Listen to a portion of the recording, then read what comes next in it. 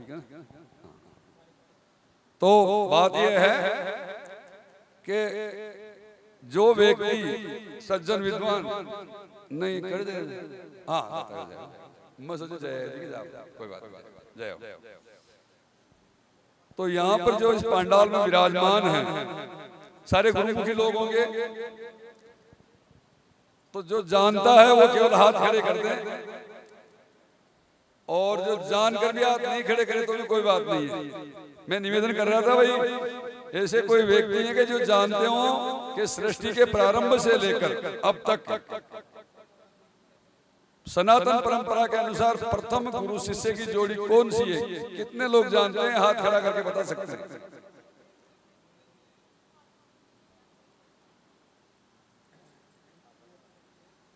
कोई बता सकते हैं? कोई पढ़े लिखे भी कोई बताओ, जाओ मोबाइल में को बता दे, बोले 5 मिनट लग। चलो कोई बात नहीं। देखो, भारत को विश्व गुरु क्यों कहा जाता है कि इस देश में जो गुरु पद्धति है वो 3 प्रकार से अब तक होती आई है। प्रथम जो परंपरा थी वो देव परंपरा कहलाती थी, उसके बाद में आई ऋषि परंपरा, और अभी जो चल रही है वो मानव परंपरा है। इस प्रकार गुरुओं की 3 परंपराएं हमारे भारत में सनातन धर्म में प्रचलित हैं। कोई शंका करे कि प्रथम गुरु शिष्य कौन हुए, तो जहां तक हमारे गुरु लोगों ने हमको समझाया है, हमारे शास्त्रों में जो हमको अनुभव में आया है, उसके अनुसार प्रथम गुरु विष्णु, जिन्होंने ब्रह्मदेव को, ब्रह्मा जी को उपदेश किया,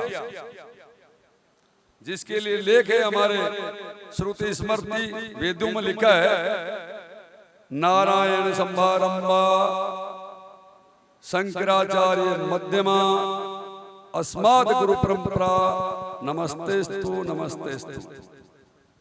कहने का तात्पर्य है कि नारायण भगवान से शुभारंभ होकर के प्रथम गुरु कौन हुए?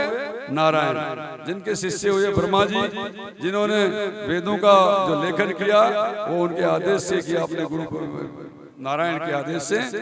उसके बाद में आती है ऋषि परंपरा। जो ऋषि थे सतयुग में, द्वापर त्रेता में, जिन्होंने रामचंद्र जैसे शिष्य को शिक्षा देकर दीक्षित किया, 16 कलाओं से परिपूर्ण किया, जिसको बोलते हैं ऋषि परंपरा, जिसमें वशिष्ठ वगैरह उनके नाम आते हैं। उसके बाद में आती है हमारी मानव परंपरा।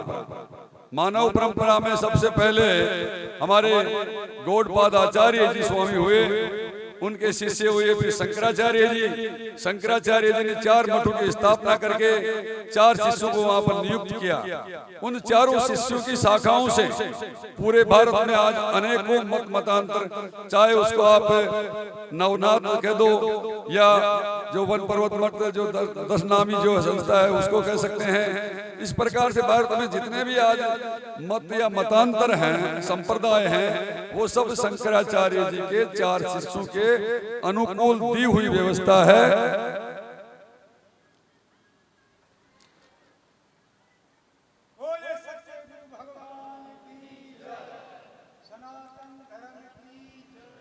तो ये बातें क्या है, अब इतना कि साहब विश्व गुरु दुनिया में भारत के अलावा मात्र एक शिक्षा चलती है। दुनिया में भारत के अलावा केवल एक शिक्षा चलती है, जिसको कहते हैं अपर विद्या कहते हैं उसको, जिससे केवल पेट बननो, संतान उत्पन्न करनो, खानो सोनो।